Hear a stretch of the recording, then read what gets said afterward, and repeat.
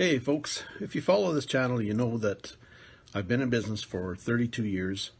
Been doing garage sales and stuff long before that as well. Been into old stuff since I was knee high.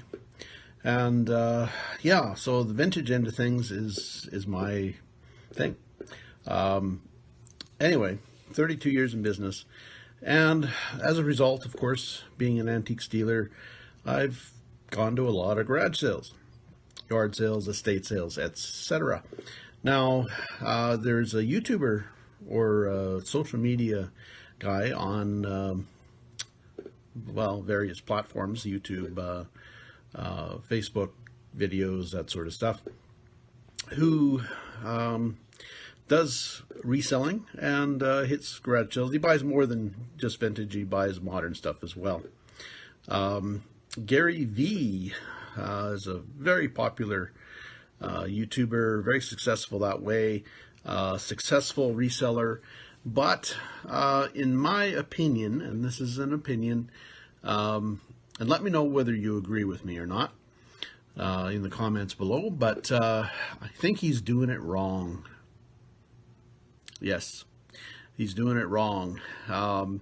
In my opinion, he's leaving money on the table by negotiating too much on stuff. An item, if it's worth $50, $75, $100, why dicker somebody down from 5 or 10? Why don't you just pay the 10 and walk? You're saving time, so you can get to the next sale or get to the next item, rather than wasting your time dickering over a couple bucks or a few cents. You're really missing out on potentially higher end stuff or better stuff even at the next sale or the sale down the road. Now this is especially important when there's stiff competition at garage sales in your area and cities and that sort of thing. Not so much for me out here, out in the country, but garage sales in general. Why bother negotiating so much? Number two issue that it causes is it can make you look like a douche. Now, some people maybe don't think so, but in some people's eyes, negotiating that $2, $3 down on that $10 item that's worth $100 that you end up selling, and they see you end up selling it, you negotiated them down another $2, $3. Kind of makes you look bad. You may not care. You know, there's lots of stuff to buy in this world, etc., etc., etc. Lots of people to buy from. So if you tick off a few people, well, who cares, eh? Now, that's not my particular attitude. I prefer to leave people happy. Now, they may get upset anyway because you're reselling it, but the fact of the matter is you paid their price. You paid their asking price. They have nothing to complain about. It's their fault that they didn't do the research to find out that, yes, it's worth $100. Now, if they happen to know it's worth a lot of money and have a cheap price on it anyway, and you negotiate down, you instantly become a knob or an idiot or jerk in their eyes.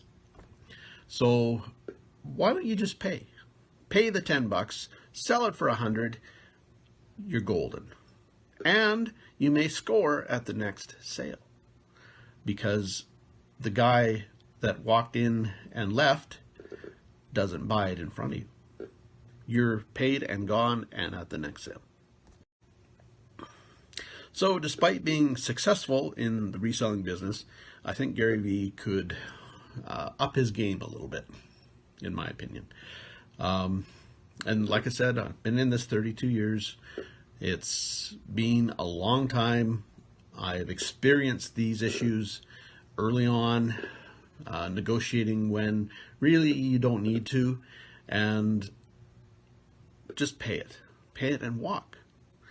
You'll be appreciated more for it, and you won't look bad, and you have that advantage then of getting to that next sale and buying the items ahead of somebody else.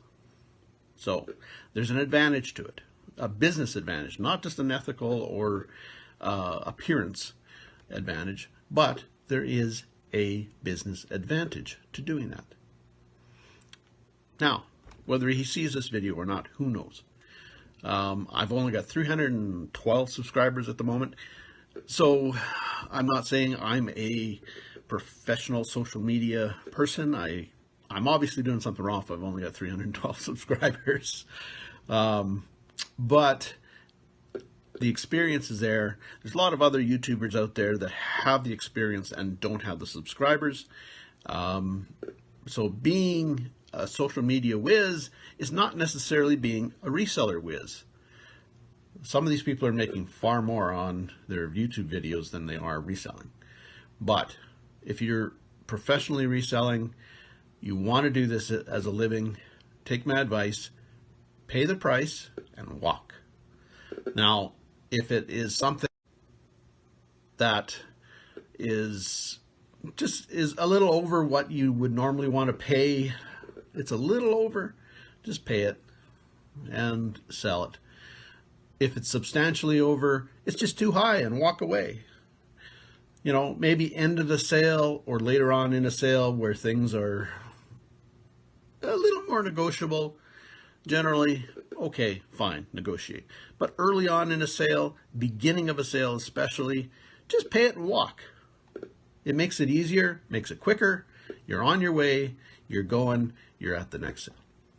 So, anyway, thanks for watching, guys. Please be sure to like and subscribe and check out our other videos on antiquing, picking, thrifting, and scrapping. Take care, folks.